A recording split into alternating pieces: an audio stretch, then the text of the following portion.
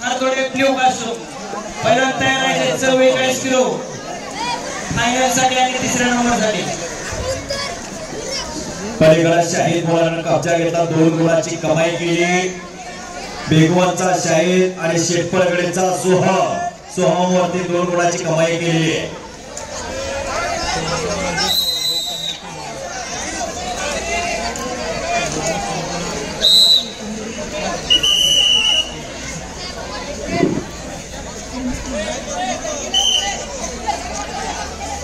चालू कुस्तीनंतर